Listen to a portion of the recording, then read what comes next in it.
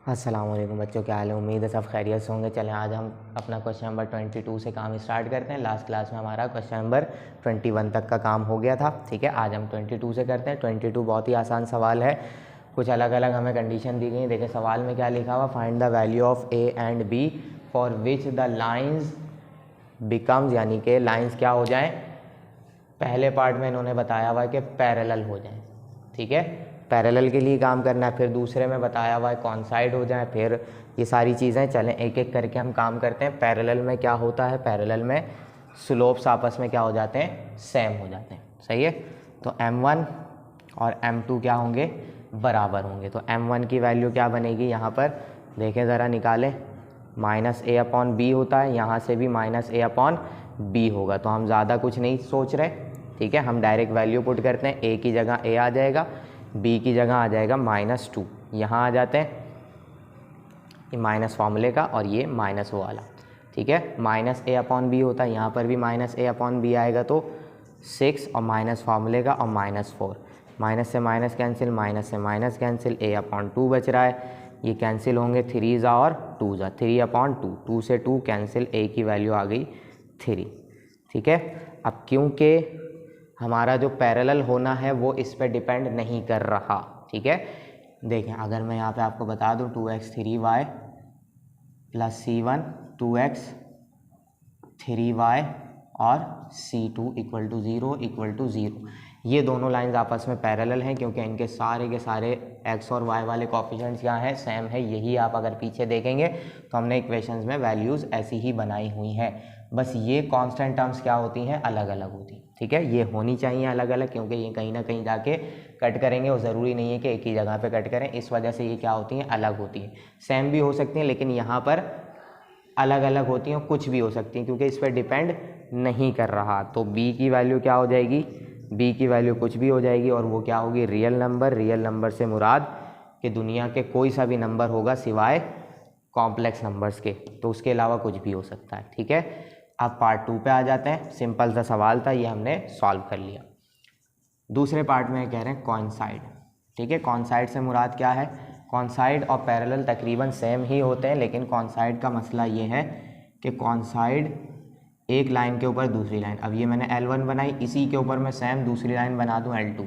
आपको पता चल रही है कोई दो लाइन है, बिल्कुल नहीं पता चल रही। तो दोनों लाइंस क्या हो जाती हैं, सेम हो जाती हैं। तो कॉइंसाइड में क्या होगा, ये C1 और C2 भी सब के सब बराबर हो जाएंगे। तो सब बराबर मतलब स्लोप भी बराबर, तो मैं स्लोप से ही काम करता हूँ। ठीक है, देखें स्लोप हमने यहाँ पे क्या बनाया, एक का a/2 बना था, दूसरे वाले का क्या बना था, 3/2 बना था। 2 से 2 कैंसिल, a की वैल्यू क्या आ गई, 3 आ गई। ठीक है, ऐसे हम यूज़ कर सकते हैं। अब b की वैल्यू क्या होगी, देखें b की वैल्यू कॉन्साइड में सब कुछ सेम है, कांस्टेंट टर्म भी सेम होनी चाहिए। अब देखें यहाँ पे अगर मैं 3 रख दूँ तो ये वैल्यू कैसी हो जाएगी, 3x - 2y - 1, तो ये इक्वेशन भी ऐसे ही दिखनी चाहिए। तो यहाँ पर b की वैल्यू ऐसी क्या रखूँ कि 3x 2y और 1 बन जाए। तो देखें ज़रा, अगर मैं 2 रखता हूँ तो 2 कॉमन भी निकालते हैं, 3x - 2y और 2 कॉमन गया तो -1, बिल्कुल सेम हो गई ऊपर वाले जैसी। तो ये हो गया, हमें पता लग गया, थोड़ा सा कॉन्सेप्चुअल था। b की वैल्यू क्या होनी चाहिए, 2 होनी चाहिए। ठीक है, इसी तरीके से हमें कह रहे हैं कि नीचे करते हैं परपेंडिकुलर के लिए। r परपेंडिकुलर लिखा हुआ, मैं सिर्फ परपेंडिकुलर लिख लेता हूँ। पार्ट 3 सही है, सॉल्यूशन कराएंगे फॉर परपेंडिकुलर। ठीक है, परपेंडिकुलर से क्या होगा, m1 m2 -1। तो m1 निकाला हमने a/2, सही है। यहाँ हमने बनाया है, इसको हर सवाल में यूज़ कर सकते हैं। और 3/2 = -1, तो 3a हो जाएगा ऊपर, और नीचे 2 2 4 हो जाएगा -1। 4 वहाँ जाके मल्टीप्लाई हो रहा है और 3 जाके डिवाइड हो जाएगा। तो क्या वैल्यू बन रही है, 4/3। ठीक है, ये आ गई a की वैल्यू। अब b की वैल्यू यहाँ भी क्या होगी, यहाँ भी बिलोंग्स टू रियल नंबर करेगी। क्यों, क्योंकि ये किसी पे डिपेंड नहीं कर रहा। ठीक है, परपेंडिकुलर होना इस वाली वैल्यू पे डिपेंड नहीं कर रहा, जिससे क्या हो रहा है, b की वैल्यू कुछ भी आ सकती है। सही है, कुछ भी आ सकती है, मतलब कुछ भी आ सकती है सिवाय कॉम्प्लेक्स नंबर के। अब है लास्ट पार्ट हमारा। लास्ट पार्ट क्या है, हैव नो कॉमन पॉइंट्स, ठीक है, नो कॉमन पॉइंट्स। अब नो कॉमन पॉइंट्स कब होंगे?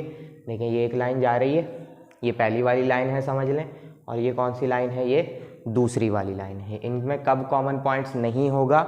जब ये बिल्कुल पैरेलल ऐसे ऐसे चलती रहेंगी। कॉमन पॉइंट्स होने का मुराद है कि लाइन आपस में क्या कर गई? कट कर गई, सही है। और ना कॉमन होने का मतलब कभी कट नहीं करेंगे, और कभी कट ना करने वाली लाइन हमेशा क्या होती है?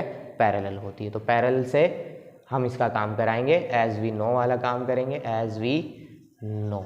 m1 m2, सही है, दोनों बराबर होने चाहिए। a/2 है और 3/2 है, 2 से 2 कैंसिल होगा, a की वैल्यू क्या बन गई? 3 बन गई, सही है। अब b की वैल्यू बताएं ज़रा क्या बनेगी? b पे काम यहाँ पे ख़राब हो जाएगा, सही है। अगर देखें मैं दुनिया का कोई भी नंबर यहाँ रख दूँ, उसके अंदर 2 भी शामिल है, अगर मैं यहाँ पे गलती से 2 ले आता हूँ और 2 आ जाने की वजह से देखें a की वैल्यू 3 है और 2 आ गया, तो लाइन कौन सी हो जाएगी? कॉन्साइड हो जाएगी। कॉन्साइड होने से मुराद ये लाइन इसी के ऊपर आ जाएगी, और इसी के ऊपर आएगी तो इन्होंने तो कहा था कि कोई कॉमन पॉइंट नहीं होना चाहिए, और ये ऊपर आ गई, मतलब सारे ही पॉइंट्स कॉमन हो गए, है ना। तो इसका मतलब b की वैल्यू हो तो सकती है कुछ भी, बस 2 नहीं हो सकती, ठीक है। ये आ गया आपका आंसर, ये हो गया आपका क्वेश्चन नंबर 22 कंप्लीट। स्क्रीनशॉट लें, फिर हम चलते हैं क्वेश्चन नंबर 23 पर। चलें बच्चों, क्वेश्चन नंबर 22 हमारा हो गया। अब हम आए क्वेश्चन नंबर 23 पर, और 23 क्या कह रहा है? सवाल मैं यहाँ पढ़ता हूँ, आपको साइड में नज़र आ रहा होगा। कह रहे हैं कि right the equation of the line which passes through the point of intersection of the lines. ये दो लाइन्स दी गई हैं, एक इक्वेशन है वो पास हो रही है इन दोनों के पॉइंट ऑफ इंटरसेक्शन से, मतलब हम इसका इंटरसेक्शन पॉइंट निकालेंगे, एक पॉइंट हमें मिल गया, ठीक है। उसके बाद क्या कह रहे हैं? कह रहे हैं कि and bisects at the segment joining these points, सही है। यानी इन दो पॉइंट को मिलाकर जो लाइन बन रही है उसके बिल्कुल मिड पॉइंट पे, यानी बाइसेक्ट कर रहा है उसको, यानी कि उसके मिड पॉइंट पे कट कर रहा है, सही है। यानी वो लाइन क्या कर रही है? इसके मिड पॉइंट पे कट कर रही है। तो अगर मैं कंडीशन आपको बना कर दिखाऊँ तो ये मेरी लाइन 1 जो गिवन वाली है, ये लाइन 2 जो गिवन वाली है, ठीक है। ये लाइन 1 लाइन 2 ये दोनों गिवन है मुझे, इसके दरमियान में से मेरी रिक्वायर्ड लाइन पास हो रही है, यानी कि यहाँ से ये लिख देता हूँ, यहाँ पे ये रिक्वायर्ड लाइन है। अब ये आगे जाके ना किसी लाइन को बाइसेक्ट कर रही है, किस वाली को?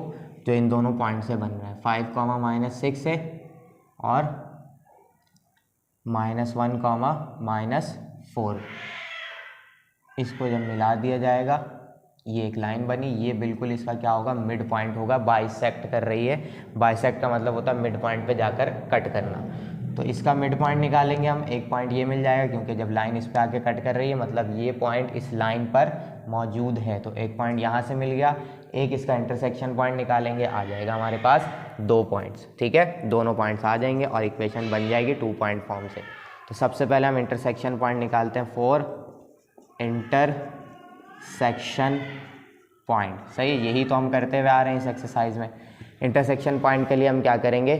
देखें y के साइन अलग हैं, तो मैं y को सेम करने की कोशिश करूँगा। मैं लिखूँगा multiplying equation 1 by 5 then add with equation 2, सही। इक्वेशन 2 के साथ मैं ऐड करा दूँगा। अब इक्वेशन 1 को 5 से मल्टीप्लाई करा रहा हूँ, 5 2 = 10, 5y फिर 5 2 = 10 = 0। यहाँ x आएगा, 10x 5y - 10, नीचे क्या मौजूद है? x minus 5y - 23 = 0। दोनों को ऐड कराना है तो कोई साइन चेंज नहीं होगा। 5y प्लस का 5y माइनस का कैंसिल, 10x और 1x कितने हो जाएंगे? 11x। इन दोनों को प्लस कराएंगे क्योंकि माइनस माइनस प्लस होते हैं। 10 और 23 कितने हो जाएंगे? 33 माइनस के = 0। 11x माइनस 33 उस तरफ जाकर प्लस, 11 1 = 11, 11 3 = 33। तो x कोऑर्डिनेट क्या आया? 3 आया। अब इसको उठा के किसी में भी पुट कर दें, x में या y में, सॉरी 1 में या 2 में। मैं पुट करता हूँ 1 में। पुटिंग इन इक्वेशन 1, इक्वेशन 1 कैसी है? 2x + y - 2 = 0। तो हम कहाँ पुट करेंगे? यहाँ पुट करेंगे, x की जगह पे y - 2 = 0। 2 3 ज़ा क्या हो जाएगा? 6 हो जाएगा, प्लस y हो गया, -2 कराएंगे तो क्या बचेगा? y is equal to 6 minus 2 हो जाएगा हमारे पास 4 इक्वल टू 0, +4 उस तरफ जाकर -4। सही है, ये आ गई हमारे पास y की वैल्यू। तो पॉइंट ऑफ इंटरसेक्शन क्या बना हमारे पास 3, -4, ये एक पॉइंट हमें मिल गया। ठीक है, अब क्या कह रहे हैं कि वही लाइन बाइसेक्ट कर रही है किसको, इस वाली लाइन को। तो हम क्या निकालेंगे, अकॉर्डिंग टू मिड पॉइंट काम करेंगे, सीधा सीधा काम है। अकॉर्डिंग टू मिड पॉइंट इन दोनों का मिड पॉइंट निकाल लेंगे। तो उसको मैं Q नाम दे देता हूँ क्योंकि ये P पहले ही नाम दे दिया मैंने। क्या होगा x1 x2/2, यही था फॉर्मूला, y1 + y2/2। ठीक है, Q x, y चल रहा है हमारे पास।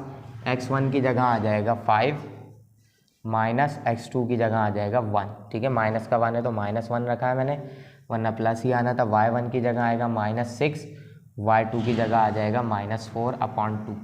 तो क्या बनेगा 4/2 -10/2, कैंसिल कराएंगे, ये भी कैंसिल होगा, 2, -5। ठीक है, तो दूसरा पॉइंट हमें क्या मिल गया 2, -5, दोनों पॉइंट्स मिल गए। ये इंटरसेक्शन पॉइंट जिससे पास हो रही है, ये वो पॉइंट जहाँ पे बाइसेक्ट कर रही है, तो दोनों पॉइंट आ गए। 2 पॉइंट फॉर्म लगाएंगे, इक्वेशन तैयार हो जाएगी। स्क्रीनशॉट ले लें, फिर मैं मिटाता हूँ इन चीज़ों को और इक्वेशन बनाते हैं। क्या लिखूँगा मैं यहाँ पर, अकॉर्डिंग टू 2 पॉइंट्स फॉर्म। ठीक है, 2 पॉइंट फॉर्म लगाएंगे हम।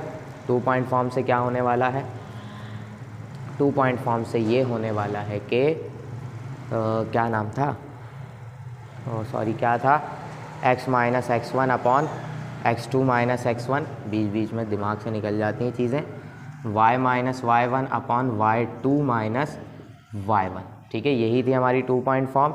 x - x1 की जगह क्या आ जाएगा, ये वैल्यू रख लेते हैं 3, x2 की जगह आ जाएगा 2 - x1 की जगह आ जाएगा दोबारा से 3, y ऐसे ही रहेगा, y1 की जगह क्या आएगा -4, तो माइनस माइनस प्लस हो जाएगा, y2 इज़ -5, और फिर y1 की जगह क्या आ जाएगा -4, तो माइनस माइनस प्लस हो जाएगा। ठीक है, x - 3 ऐसे ही रहेगा, 2 - 3 बचेगा -1, यहाँ आएंगे तो y + 4 ऐसे ही आ गया, 5 - 4 कराएंगे तो भी बच रहा है -1। अब देखें 1 तो होने का कोई फ़ायदा है नहीं, माइनस से माइनस हम करा देते हैं कैंसिल, क्या रह जाएगा x - 3 और y + 4। ठीक है, अपॉन में 1 का कोई फ़ायदा नहीं है। अब x की वैल्यू प्लस में होती है, बाकी सब उठा के हम इस तरफ कर लेते हैं, तो +y हो गया -y, -3 पहले से, +4 इस तरफ आके हो गया -4। सही है, तो x - y -3 - 4 इज़ -7, और ये बन गई आपकी इक्वेशन, और ये हो गया आंसर, और ये हो गई हमारी एक्सरसाइज ख़त्म। ठीक है, जल्दी से इसका स्क्रीनशॉट लें, फिर इंशाल्लाह हम अगली क्लास में एक्सरसाइज 3.2 स्टार्ट करेंगे। हो गया स्क्रीनशॉट। ठीक है, फिर मिलते हैं इंशाल्लाह नेक्स्ट क्लास में। अल्लाह हाफिज़।